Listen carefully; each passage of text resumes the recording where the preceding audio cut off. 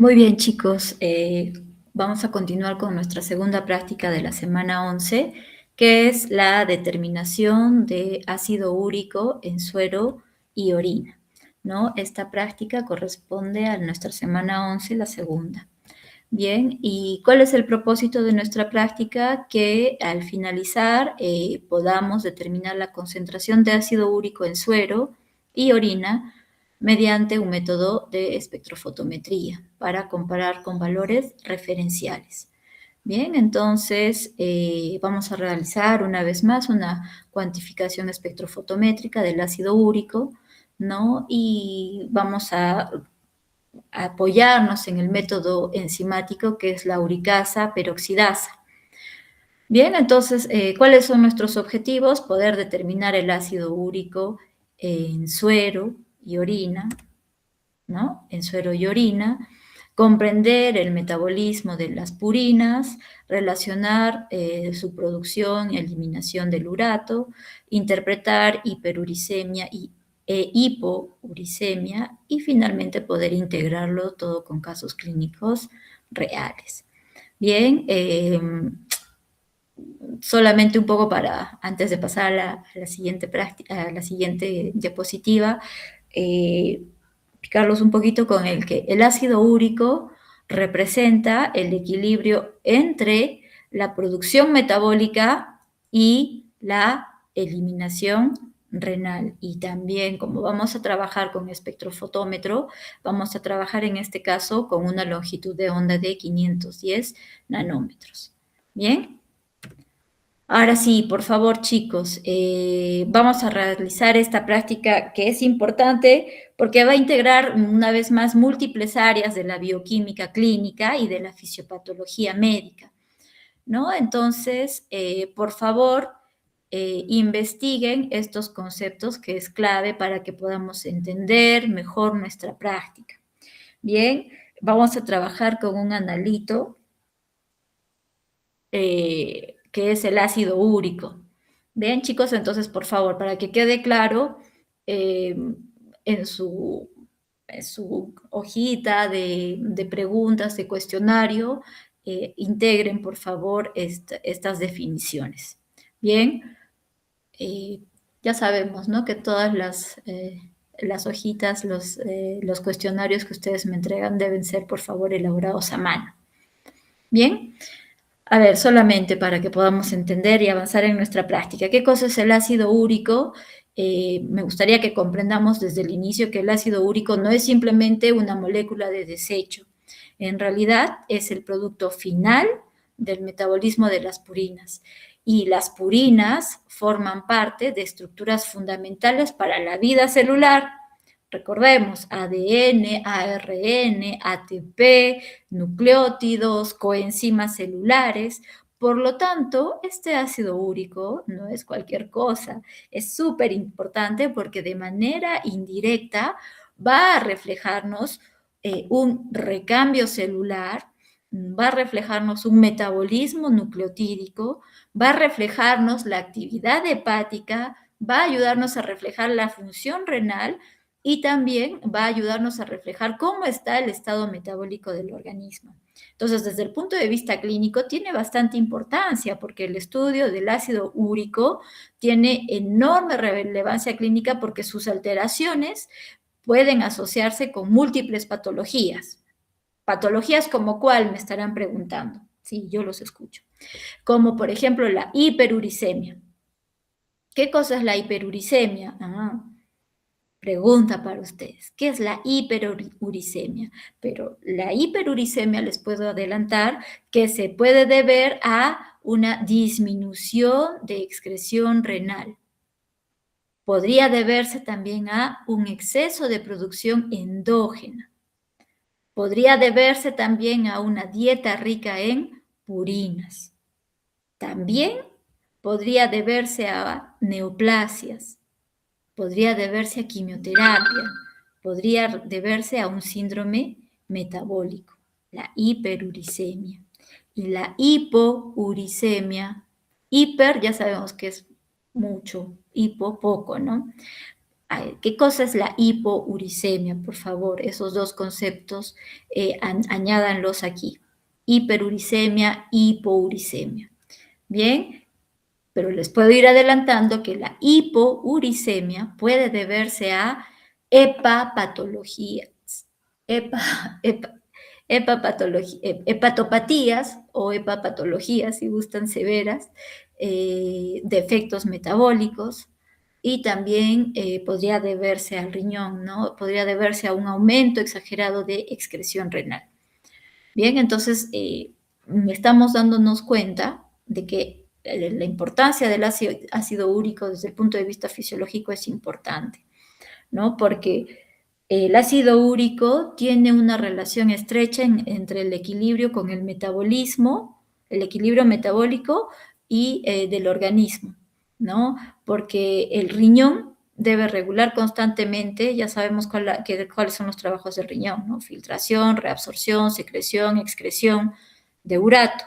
Entonces, esta práctica nos va a permitir justamente integrar metabolismo, hablar de enzimas, entender la función renal y nuestra técnica, ¿no? La espectrofotometría y más allá de la espectrofotometría realizar una adecuada interpretación clínica.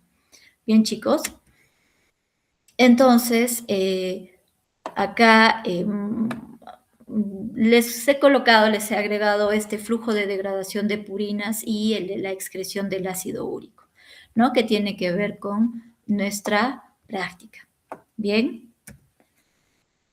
¿Cuál es la relación entre la hiperuricemia y la gota? ¿No? Antes de entrar a nuestra práctica, me gustaría que contextualicemos un poco lo que ustedes van a ver en sus pacientes en la vida real, ¿no?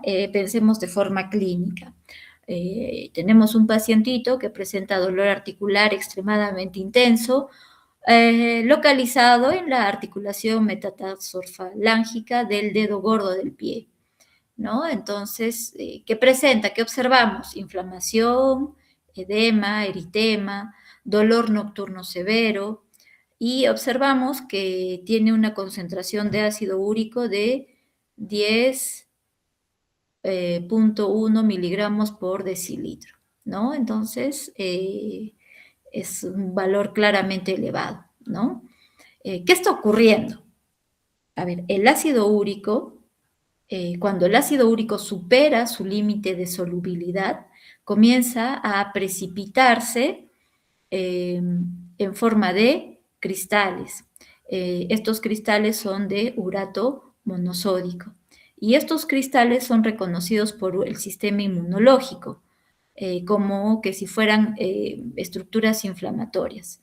Entonces, nuestro sistema inmunológico va a desencadenar la activación de neutrófilos, liberación de citocinas, y estas citocinas, ¿no?, van a provocar una inflamación de forma aguda, intensa.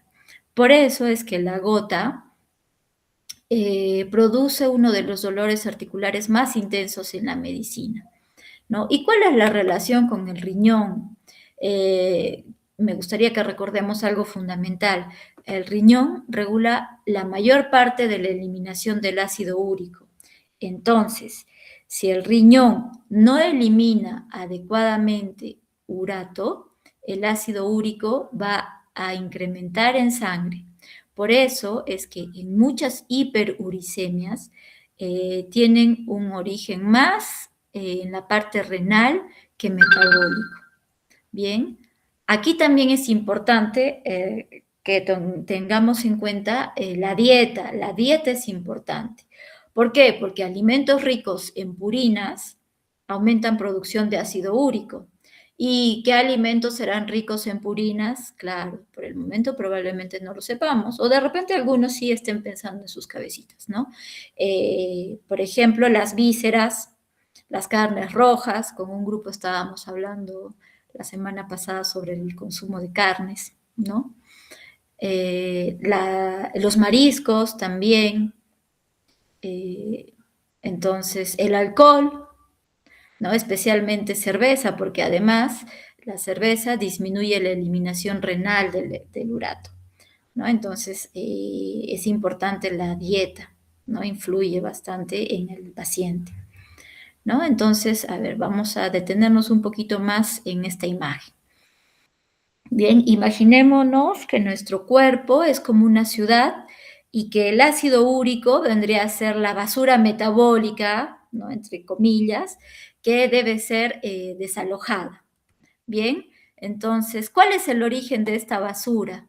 ¿No? A ver, esta basura no se puede tirar así porque sí, ¿no? El ácido úrico es el resultado que tenemos final luego de reciclar nuestro ADN y las purinas de la dieta.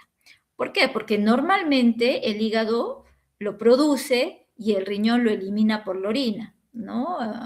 Cuando el camión de basura funciona bien, ¿no? Pero ¿cuál es el problema aquí?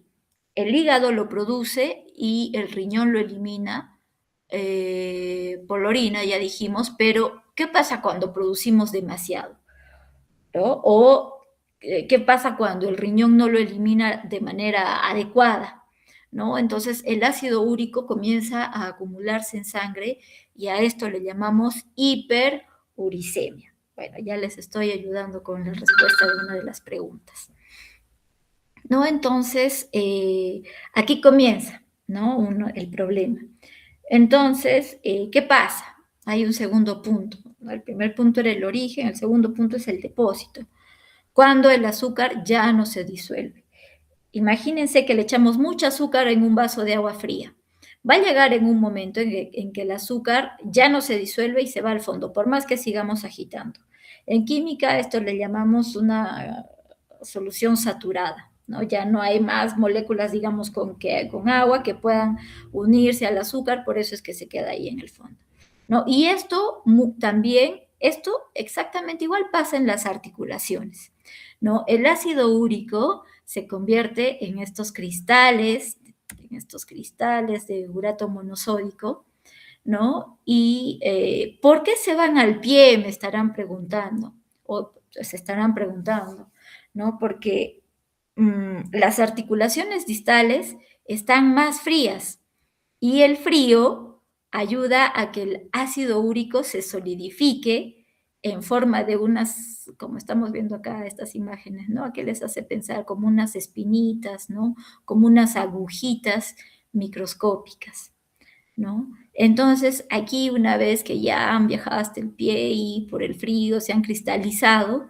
ocurre una batalla, ¿no? El sistema inmune entra en pánico y aquí es donde ocurre el dolor, porque nuestro cuerpo detecta estas agujitas y empieza a llamar a sus soldados, ¿no? Envía a sus soldados los glóbulos blancos y sus macrófagos, ¿para qué? Para limpiar la zona a través de fagocitosis, ¿no? El glóbulo blanco se traga este cristal, pero hay un error táctico, ¿no? Como el cristal es una aguja rígida, va a romper al glóbulo blanco desde adentro, ¿no? Entonces se genera una alarma, ¿no? Una inflamasoma, ¿no? Al romperse, el glóbulo blanco que va a liberar, que fue, ¿no? Que se abrió porque los cristales lo rompieron, y este glóbulo blanco libera una alarma, ¿no? Como en la interleuquina 1 beta, ¿no? O la interleucina 1 beta,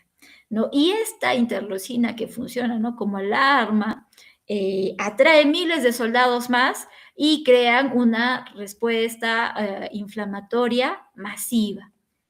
¿Y cuál es el resultado clínico? A corto plazo, el ataque de gota, ¿no? La articulación se pone roja, caliente por la inflamación, ¿no? Y duele, tanto que ni el roce de la sábana se puede tolerar, ¿no? Entonces, eso es a corto plazo. A largo plazo aparecen los tofos, ¿no? Si no tratamos al paciente, estos cristales se van a amontonar formando piedras bajo la piel llamadas tofos, ¿no? Y estos tofos son los que terminan destruyendo el hueso y el cartílago, ¿no? Entonces, mm, esto es lo que ocurre, ¿no? En este caso.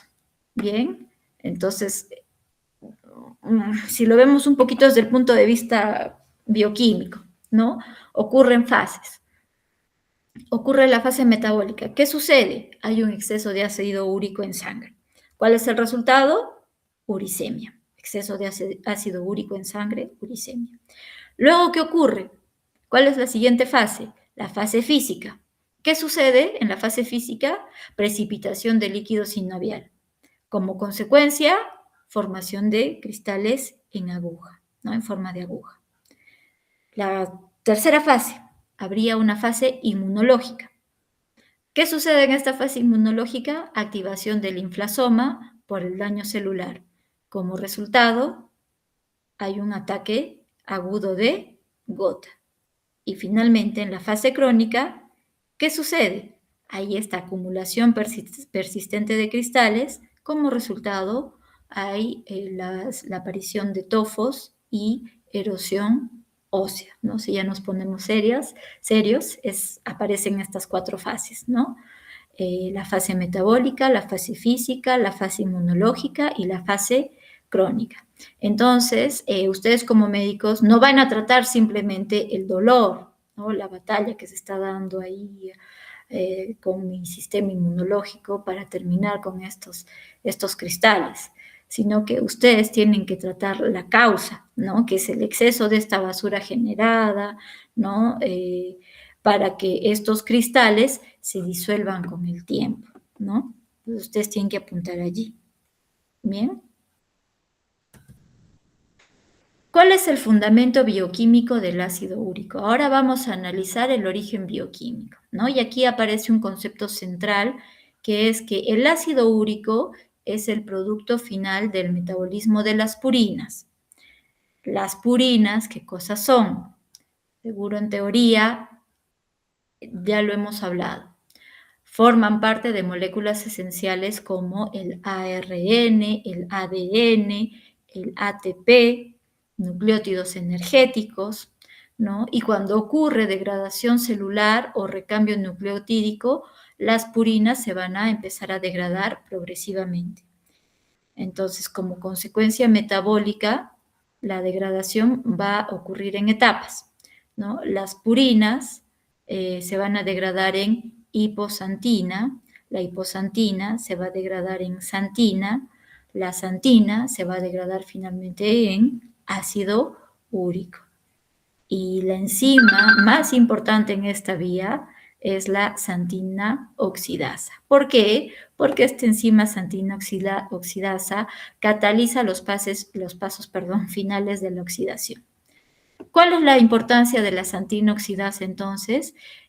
Esta enzima tiene una enorme relevancia clínica porque medicamentos, por ejemplo, como el alopurinol, que por el momento probablemente no les diga nada, ¿cómo trabajan? Inhiben justamente a esta enzima santina oxidasa, ¿no? Y entonces disminuyen la producción del ácido úrico, ¿no?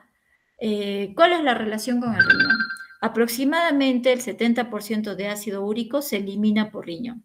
Entonces, la concentración sérica va a depender de la producción metabólica más en la eliminación renal, ¿no? Por eso es que en insuficiencia renal puede producirse, ¿no? Hiperuricemia, incluso sin un aumento de producción necesariamente. Simplemente, ¿por qué? Porque se está acumulando, ¿no? No se está excretando. También aquí podemos hablar de un alto recambio celular, ¿no? Me gustaría que comprendamos la relación con enfermedades proliferativas, como por ejemplo en neoplasias o en quimioterapia. Muchas células en estos casos se destruyen simultáneamente. Entonces se van a liberar, como hay destrucción de células, hay liberación de grandes cantidades de purinas y esto podría elevar marcadamente la concentración de ácido úrico también. Bien.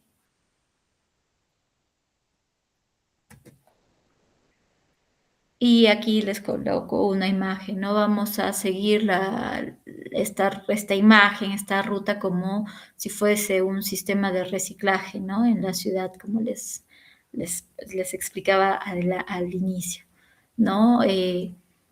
¿Cuáles son los desechos? Los desechos pueden ser de ADN, ARN, y todo comienza en el cuadro superior izquierdo, ¿no? Nuestras células están en constante renovación. Cuando una célula muere o se degrada, denme un segundo, por favor. Ya, un minuto, por favor. Ya, todo empieza aquí, ¿no? Eh, con el ADN, ARN, ¿no? Cuando hay esta degradación celular, ¿no?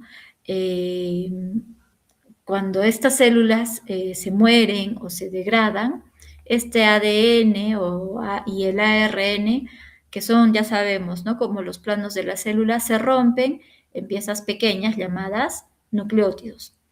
Entonces, ¿cuál es el objetivo? El cuerpo quiere deshacerse de una parte específica de estos planos llamadas purinas.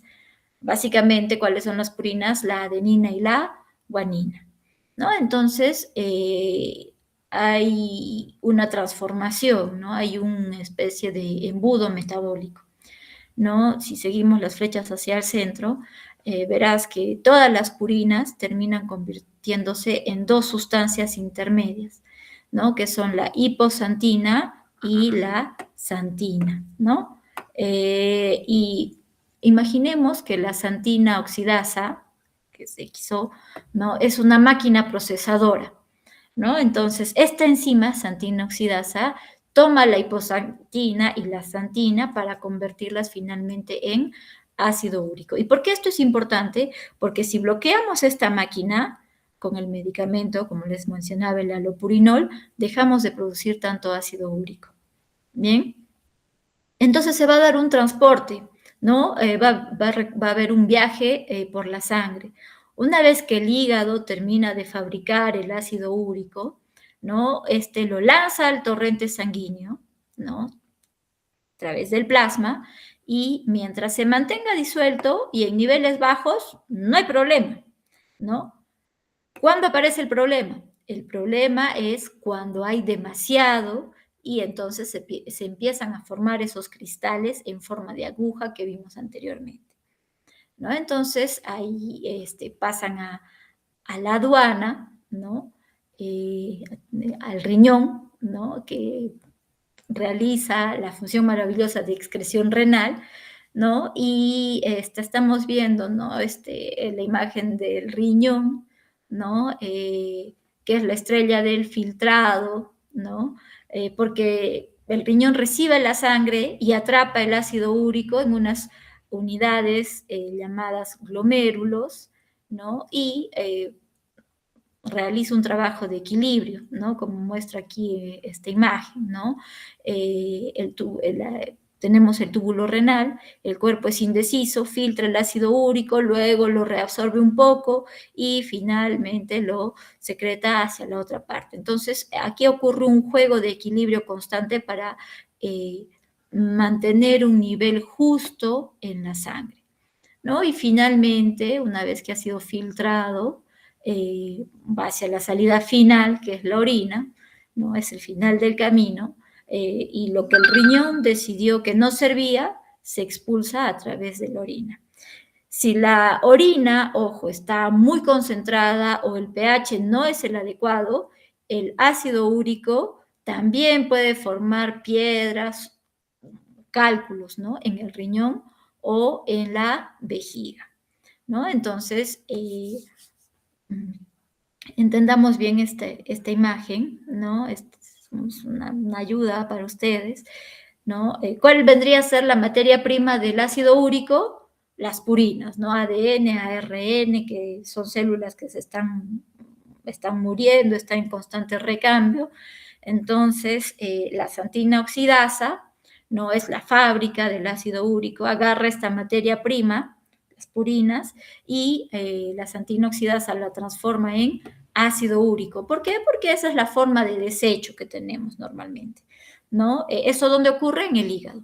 El hígado bota esta producción, el torrente sanguíneo viaja hacia el riñón y el riñón realiza el proceso de filtrado, ¿no? Y el riñón decide en realidad cuánto se queda y cuánto se va, ¿no? Y finalmente lo que se va, ¿no? El camión de basura que finalmente saca el desecho es la orina, ¿no? Entonces, ¿es importantísimo el trabajo del riñón en este proceso? Sí.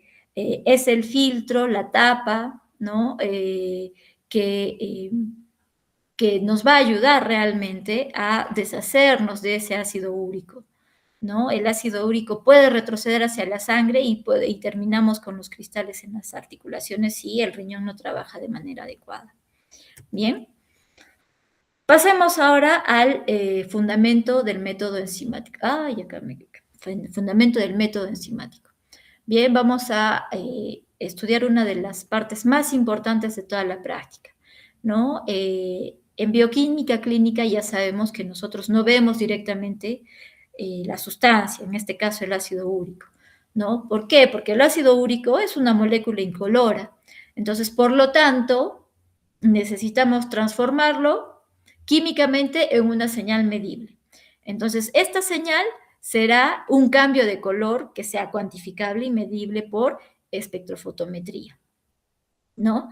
Y para lograrlo vamos a utilizar un sistema enzimático secuencial muy bien diseñado, ¿no? Entonces, básicamente este método está basado en estas reacciones consecutivas, ¿no? Estas dos reacciones. En primer lugar va a ocurrir esta reacción de oxidación por la enzima uricasa, ¿no? Y en segundo lugar va a haber una reacción colorimétrica mediada por esta enzima peroxidasa, ¿no? En la primera reacción se va a generar una molécula intermedia clave, ¿no? Y peróxido de hidrógeno o agua oxigenada, y en la segunda reacción se utiliza este peróxido de hidrógeno para producir color, ¿no? Por eso este método transforma el ácido úrico, gracias a la acción de estas enzimas, en un complejo coloreado y por lo tanto en una absorbancia medible. Bien, entonces acá la enzima principal es la uricasa, que cataliza esta oxidación del ácido úrico generando oxígeno molecular, peróxido de oxígeno, ¿no? Luego, ¿qué ocurre aquí? El ácido úrico va a perder electrones, ¿no? Ocurre justamente una reacción de oxidación y como producto observamos la formación de estos tres productos, ¿no? Alantoína, que es más soluble, menos tóxica, dióxido de carbono, ¿no? Y peróxido de hidrógeno. Y este peróxido de hidrógeno es lo que a mí me interesa, ¿no? Es mi molécula clave en este método. ¿Por qué? Porque este peróxido de hidrógeno será utilizado posteriormente para generar este complejo coloreado. Bien, ¿por qué me interesa tanto este peróxido de hidrógeno? Porque funciona como una molécula indicadora indirecta. Nosotros realmente no vamos a cuantificar el ácido úrico, ¿no? Lo que vamos a cuantificar es cuánto peróxido de hidrógeno se ha producido, ¿no? Y como la producción de peróxido de hidrógeno depende del ácido úrico inicial, entonces podríamos calcular la concentración, ¿no? Entonces, nuestra segunda reacción, vamos aquí a hablar de la acción de la peroxidasa, ¿no? Eh, que esta peroxidasa va a utilizar el peróxido de hidrógeno, por eso no su nombre, para oxidarlo en el cromógeno, y aquí aparece el principio del método colorimétrico, ¿no? ¿Qué cosa es un cromógeno? Nunca antes les he hablado de un cromógeno. Un cromógeno es una molécula inicialmente que es poco coloreada o casi incolora, pero que al oxidarse desarrolla color. Entonces, el peróxido más este cromógeno, gracias a la acción de la peroxidasa, me va a generar un compuesto coloreado. Bien. ¿Listo? Entonces, mientras más peróxido de hidrógeno exista, mayor oxidación habrá de este compuesto cromógeno y entonces más intenso será el color, ¿no? Y ya sabemos que hay una relación directamente proporcional entre la intensidad del color, la absorbancia y la concentración, ¿no? Aquí aparece el principio cuantitativo principal y central del método, ¿no? Entonces, a ver, más ácido úrico, entonces mayor formación de peróxido de hidrógeno, mayor formación de color y por lo tanto mi absorbancia será mayor o menor. Sí, yo sé que todos están gritando que tendremos mayor absorbancia y por lo tanto la concentración será mayor. Bien. ¿Cuáles son los factores bioquímicos preanalíticos y técnicos que tenemos que tomar en cuenta? Antes de realizar cualquier procedimiento experimental, comprendamos qué factores podrían modificar el resultado y qué conocimientos previos son indispensables para poder interpretar adecuadamente esta práctica. Me gustaría que entendamos algo importante. La bioquímica clínica si obtenemos un resultado incorrecto, no siempre significa que haya una enfermedad. Muchas veces podría significar un error preanalítico. De hecho, gran parte de los errores de laboratorio ocurren incluso antes de que la muestra llegue al espectrofotómetro. Entonces, tengamos en cuenta de entender qué cosa estamos midiendo. Estamos cuantificando ácido úrico, pero el ácido úrico no es una molécula aislada, representa el producto final del metabolismo de las purinas, ¿no? Entonces, para interpretar correctamente el resultado, tenemos que comprender cómo se forman las purinas, cómo se degradan, cómo participa el hígado y cómo participa el riñón. Entonces, por favor, me gustaría que me expliquen ustedes con sus palabras esto sobre las purinas. Cómo se forman, cómo se degradan, cómo participa el hígado y cómo participa el riñón, ¿no?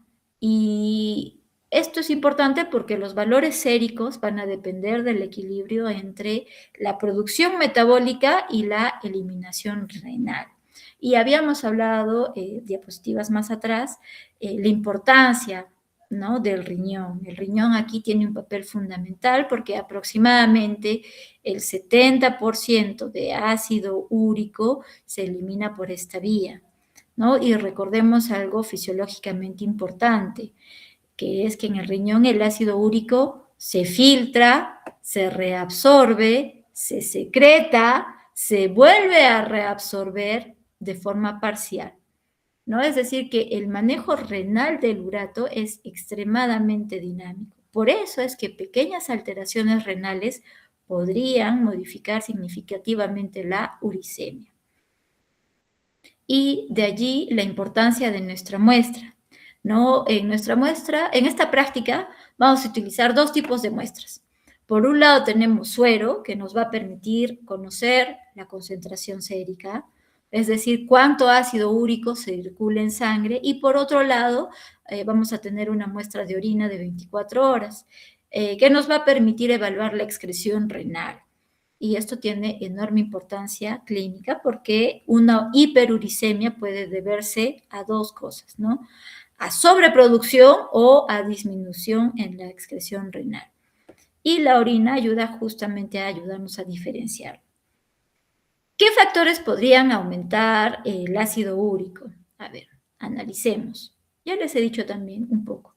Una dieta rica en purinas, ¿no? Un alto recambio celular, ¿no? Cuando se está formando constantemente nuevas células, están muriendo otras, ¿no? ¿En qué patologías podríamos ver? Por ejemplo, hemos hablado de las neoplasias, ¿no? O en la misma quimioterapia, ¿no? En el tratamiento, porque ocurre una destrucción masiva de las células. Entonces se liberan grandes cantidades de ADN, ARN, y esto aumenta la degradación de purinas y por eso algunos pacientes oncológicos desarrollan hiperuricemia severa.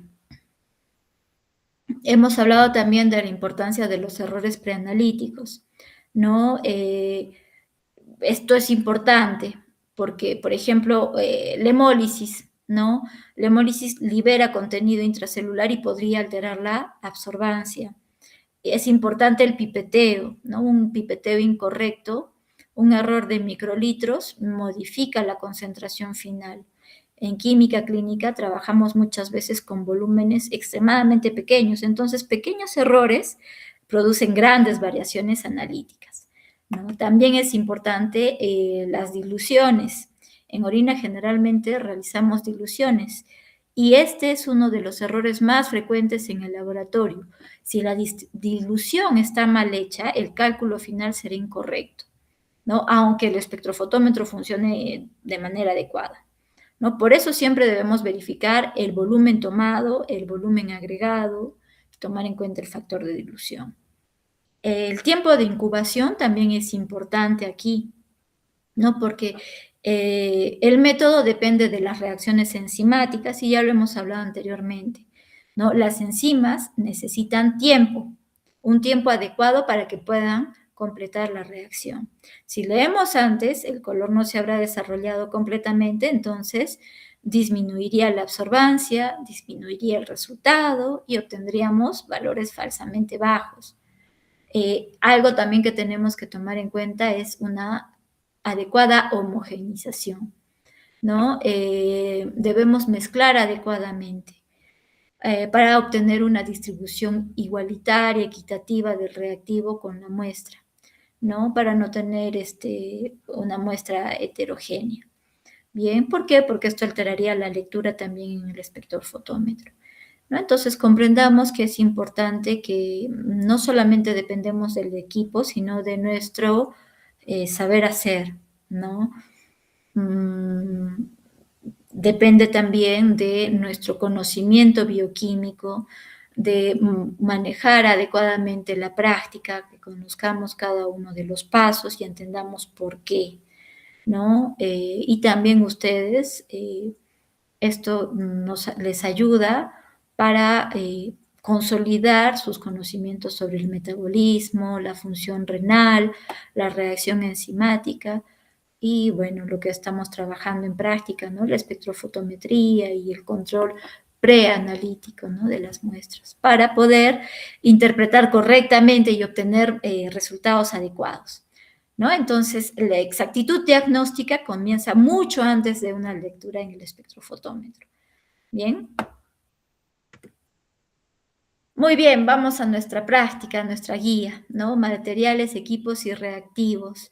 Eh, y aunque a veces parece esto únicamente descriptivo, en realidad posee una enorme importancia desde el punto de vista bioquímico y analítico, porque cada reactivo, cada instrumento cumple una función específica dentro de la reacción cuantitativa, ¿no? Estamos utilizando un reactivo enzimático, que es nuestro componente central de la práctica, ¿no?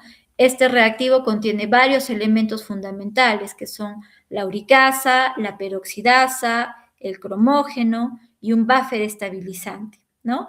Es importante comprender qué papel tiene cada uno de estos componentes. Bien, por favor me los escriben, ¿ya? ¿Cuál es el papel, la función de cada uno de estos componentes del reactivo? Por ejemplo, de la uricasa. La uricasa, ¿qué hace? ¿Qué hacía? A trabajar en la primera reacción, ¿no? La uricasa cataliza la oxidación del ácido úrico, ¿no? Y en esta reacción, ¿qué se va a producir? Alantoína, ¿qué más? Dos productos más. Peróxido de hidrógeno y dióxido de carbono. ¿Y aquí cuál es la molécula que me interesa a mí? ¿Mirar? Sí, yo sé que todos me están respondiendo peróxido de hidrógeno, ¿no? Porque este peróxido va a ser utilizado en la segunda reacción, ¿no? Para generar el color. Entonces vamos a la segunda enzima, que es la función de la peroxidasa. ¿Qué hace la peroxidasa? Utiliza este peróxido de hidrógeno para oxidar el cromógeno y entonces se va a desarrollar un complejo coloreado, ¿no? Mientras que el ácido úrico existe en cantidad, Va a haber entonces mayor formación de peróxido de hidrógeno, mayor oxidación del cromógeno y va a ocurrir entonces una intensificación en el color que nosotros vamos a observar. ¿Cuál es la importancia del cromógeno? El cromógeno es fundamental porque va a convertir una reacción que es bioquímicamente invisible en una señal ópticamente medible, ¿no? Entonces, este cromógeno transforma información molecular en información analítica. Sin el cromógeno no podríamos cuantificar la absorbancia. Y el buffer, ¿cuál es la importancia del buffer? El buffer estabiliza el pH del sistema y esto es importante, ya sabemos por qué, ¿no? Ya lo han respondido también en su hojita de cuestionario, ¿no? Porque si el pH cambia, disminuye la actividad enzimática, disminuye la velocidad de reacción enzimática, disminuye la formación del color, entonces el buffer garantiza la estabilidad analítica, ¿no? ¿Y qué tipos de muestra vamos a trabajar? Dos, suero, para determinar la concentración circulante de ácido úrico y orina, ¿no? Para evaluar cuánto urato elimina el riñón, ¿no? Y esto tiene una relevancia clínica importante porque nos va a permitir diferenciar si hay una sobreproducción metabólica o si hay una disminución en la excreción renal. El estándar es importante aquí, ¿no? Aquí estamos viendo que vamos a preparar tubitos y dentro de ellos está el estándar. Ya sabemos por qué tiene una concentración conocida de ácido úrico y, bueno, el espectrofotómetro proporciona datos de absorbancia, pero gracias a este estándar nosotros vamos a poder hacer una comparación del estándar con nuestras muestras, ¿no? Esto ya lo venimos trabajando en todas nuestras prácticas en donde utilizamos esta técnica del espectrofotómetro. Vamos a trabajar con una longitud de onda de 510 nanómetros, porque allí el cromógeno oxidado presenta una máxima absorbancia, ¿no? Y aquí nuevamente conectamos lo que ya sabemos, la ley de Beer-Lambert, ¿no? Que es que la absorbancia es directamente o inversamente proporcional a la concentración. Ah, sí, yo sé, me los estoy imaginando en estos momentos a todos respondiéndome directamente proporcional, ¿no? Chicos, hemos hablado también de los errores que debemos evitar hacer. Es importante el uso de las micropipetas, ¿no? El pipeteo es importante. Muchos de los errores del laboratorio se originan aquí. Estamos trabajando con microlitros, entonces pequeñas variaciones sí modifican de forma significativa nuestra concentración final. Entonces, utilicemos, por favor, la micropipeta adecuada, verifiquemos que el volumen sea correcto, no generemos burbujas y cambiar las puntas entre las diferentes muestras, ¿no? Los tips. Evitemos las interferencias analíticas, ¿no? La bilirrubina elevada, la lipemia, la vitamina C, la hemólisis. No había hablado antes de la vitamina C, ¿no? Aquí aparece algo bioquímicamente muy interesante, que es que la vitamina C puede consumir peróxido de hidrógeno, el agua oxigenada. Entonces, disminuiría la reacción colorimétrica. Y esto también, la vitamina C podría producir resultados falsamente bajos, ¿no? Trabajemos con nuestras normas de bioseguridad, por favor, porque estamos trabajando con muestras biológicas humanas, ¿no? Y ya, por favor, a estas alturas debemos considerar todas las muestras potencialmente infecciosas.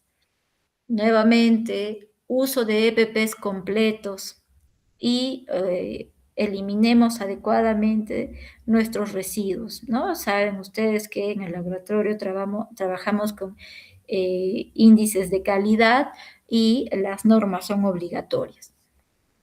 Bien, me gustaría simplemente que comprendamos que detrás de cada reactivo existe una lógica bioquímica específica y que la bioquímica clínica no consiste simplemente en mezclar soluciones, sino que por favor comprendamos qué está ocurriendo, ¿no? ¿Qué reacción ocurre? ¿Qué moléculas participan? ¿Qué factores alterarían el resultado? ¿Cómo interpreto clínicamente mis datos que voy a obtener? ¿No? Entonces, el reactivo sí, es cierto, transforma nuestra molécula metabólica invisible en una señal colorimétrica cuantificable, pero cada componente del reactivo cumple una función bioquímica indispensable para generar esta medición precisa y tenemos que respetar cada uno de nuestros pasos. Bien, entonces homogeneicemos adecuadamente, evitemos la contaminación, verifiquemos la calibración del equipo, utilicemos adecuadamente las pipetas, no evitemos las interferencias analíticas y trabajemos siempre teniendo en cuenta y muy en claro nuestras normas de bioseguridad. Bien. Entonces aquí les he colocado, ¿no? Más o menos paso a paso lo que está explicado también en la guía, ¿no? Vamos a realizar vamos a preparar nuestras muestras, ¿no? En un primer lugar, una dilución de la orina, porque la orina suele estar muy concentrada y si la medimos directamente, el equipo de lectura se deslumbraría, ¿no? Entonces, por eso es que realizamos esta dilución, ¿no? Tomamos 100 microlitros de la orina real y la mezclamos con 90 microlitros de suero fisiológico. Bien, entonces vamos a obtener una muestra rebajada al 1 al 10%, y esta orina diluida es la que vamos a utilizar al siguiente paso, ¿no? Que es preparar nuestros tubos. No nos equivoquemos al etiquetarlo, ¿no? Al rotularlo, por favor lleven un plumón indeleble. Necesitamos 4 tubos de ensayo para que la comparación sea válida. En todos vamos a colocar 1000 microlitros del reactivo, que es el que va a reaccionar en realidad para dar el color, pero cada tubito va a llevar un ingrediente especial, ¿no? Vamos a tener nuestro blanco, que solamente va a tener reactivo, sirve para calibrar, ¿no? Nuestro espectrofotómetro, decirnos, este es el color en cero. Luego tenemos nuestro estándar, que lleva la cantidad de ácido úrico que ya conocemos, que es 25 microlitros, ¿no? Es nuestra muestra de referencia. Y luego tenemos 2 muestras, ¿no? De suero y orina diluida, ¿no? Luego tenemos que mezclar, incubar, para dejar que las reacciones químicas, enzimáticas ocurran. No podemos leerlos de inmediato, ¿no? Entonces agitemos suavemente. Podríamos, si tuviéramos un vortex, utilizar este mezclador para que el reactivo y la muestra se unan bien, ¿no? Luego esperar, reposar a temperatura ambiente, y durante este tiempo si hay ácido úrico, el reactivo va a ir cambiando de color, ¿no? Generalmente hacia un tono rosado, rojizo. Y luego vamos a obtener la lectura, ¿no? Utilizando el espectrofotómetro. Vamos a pasar primero nuestro blanco y luego vamos a pasar el resto de nuestros tubos, ¿no? Y vamos a obtener los datos de absorbancia. Mientras más alto sea el número de absorbancia, es porque mayor o más intenso es el color, y por lo tanto, ¿cómo será la concentración? Mayor, ¿no? Y por lo tanto, más ácido úrico tiene el paciente, ¿no? Entonces nos tendríamos que alarmar, ¿no? Si está por encima de los niveles de los valores normales, ¿no? Entonces, esto es lo que tenemos que hacer, ¿bien? Y luego ustedes van a realizar los cálculos y van a expresar e interpretar estos resultados, ¿no? Una vez que ya hemos obtenido nuestros datos de absorbancia, ¿no? Vamos a ir al principio del cálculo, ¿no? El principio del cálculo se basa en la comparación con un estándar conocido. ¿Por qué? Porque ya sabemos que la intensidad del color desarrollado depende del ácido úrico presente.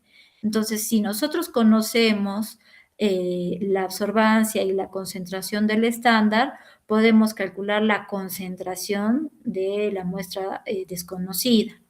¿no? La concentración desconocida de la muestra, mejor dicho. Y aquí aplicamos la ley de Beer-Lambert, ¿no? Estamos utilizando una comparación, ¿no? Una proporcionalidad en función a nuestra muestra y nuestro estándar, ¿no? Entonces, si la absorbancia aumenta, nuestra concentración debería de aumentar. Entonces, observemos la fórmula, ¿no? Tenemos concentración de ácido úrico es igual a la absorbancia de la muestra sobre la absorbancia del estándar por la concentración del estándar, ¿no? Entonces, imaginemos, ¿no? Yo les estoy dando aquí unos ejemplos en suero, ¿no? Tenemos absorbancia de 0.420, 0.350 y la concentración de 6 miligramos por decilitro. Entonces, nuestra concentración en suero sería de 7.2 miligramos por decilitro. Igual vamos a tener para la orina, ¿no? Imaginemos que para la orina calculamos, ¿no? De esta misma forma, y nuestro resultado fue de 8 miligramos por decilitro. Ah, no me voy a quedar ahí, tengo que multiplicar por la dilución, ¿no? Entonces, ¿por qué? Porque nuestra muestra ha sido diluida, entonces no es nuestro dato real, ¿no? Entonces lo multiplicamos por 10 y nos saldría, por esta dilución, ¿no? Nos saldría que nuestro resultado final en orina sería 80 miligramos por decilitro, ¿no? Entonces, hagamos bien, por favor, tengamos en cuenta la dilución porque generalmente a veces solemos olvidar, ¿no? No invirtamos las absorbancias, no nos olvidemos de esta dilución, ¿no? Utilicemos la concentración correcta del estándar, ¿no? La pueden encontrar en el inserto, es importante que le tomen una fotito al inserto, que lo lean, ¿no? Para poder obtener realmente nuestros datos. Bien, entonces hemos partido de una reacción molecular invisible para generar color, para medir la absorbancia, para aplicar esta proporción a matemática y obtener una concentración clínica, ¿no? Entonces, sin una correcta interpretación matemática también, ¿no? Incluso si hemos realizado bien nuestra reacción bioquímica, perdería valor de diagnóstico, ¿no? Entonces, chicos, eso ha sido todo. Les agradezco por su atención y nos vemos en el laboratorio. Muchas gracias.